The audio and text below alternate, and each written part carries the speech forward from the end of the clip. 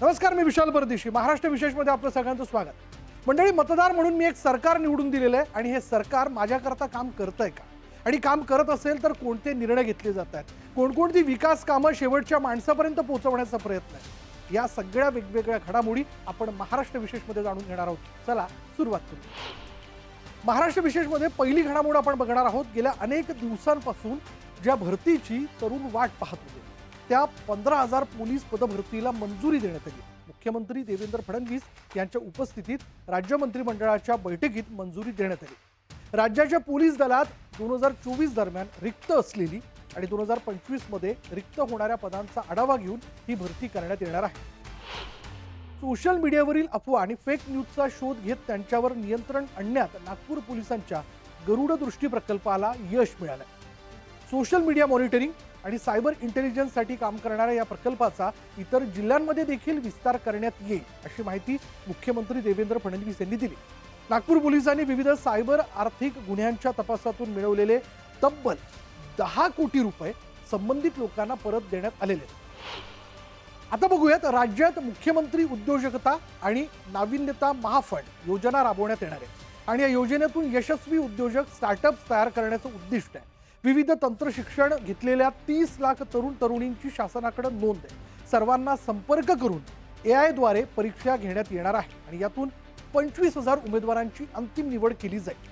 त्यांना तांत्रिक सहाय्य, आर्थिक मदत आणि प्रशिक्षण देण्यात येणार आहे. पुण्यातील गुन्हेगारीला आळा घालण्यासाठी मुख्यमंत्री देवेंद्र फडणवीस यांनी महत्त्वाची घोषणा केली. पुण्यात नवीन 5 पोलीस ठाणे देऊ आणि 1,000 लोकांचा स्टाफ मंजूर करण्यात येईल.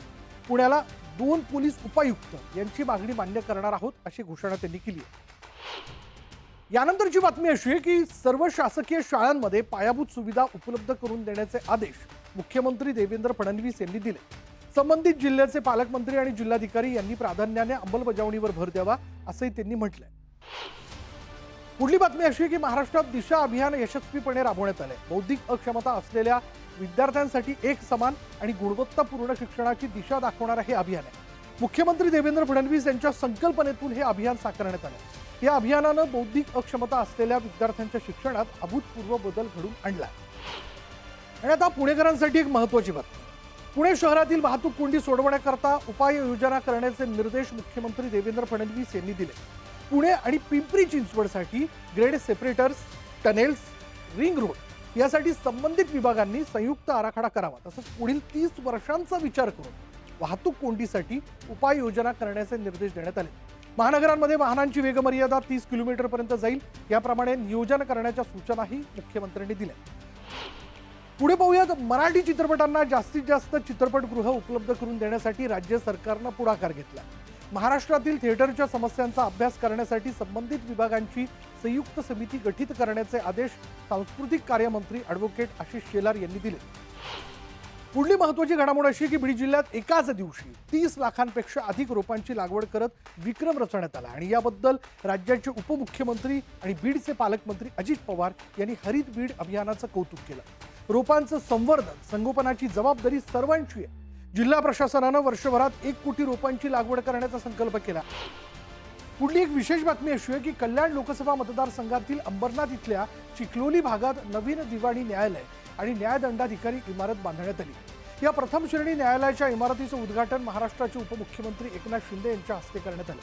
मीरा भाईंदर, ठाणे आणि अंबरनाथ इथे नुकतीच नवीन न्यायालयं सुरू करण्यात आली आहेत आणि या संस्था न्यायालयीन प्रक्रियांना गती देण्यास आणि नागरिकांना वेळेवर न्याय मिळवून देण्यास मदत करतील, असा विश्वास उपमुख्यमंत्री शिंदे यांनी व्यक्त केला. पुढली महत्त्वाची बातमी अशी आहे की राज्यातील आरोग्य प्रयोगशाळा आणि रुग्णवाहिकेच्या सेवांचा आरोग्यमंत्री प्रकाश आंबेडकर यांनी आढावा घेतला.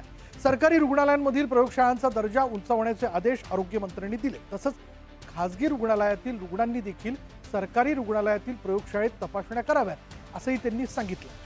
आरोग्य विभागांमधील रिक्त पदांच्या भरतीची तातडीनं प्रक्रिया सुरू करण्याचे निर्देश आरोग्यमंत्री आंबेडकर यांनी दिले. तर ह्या होत्या आतापर्यंतच्या वेगवेगळ्या महाराष्ट्र विशेषमधल्या घडामोडी. इथे थांबूयात. पहा फक्त न्यूज 18 लोकमत.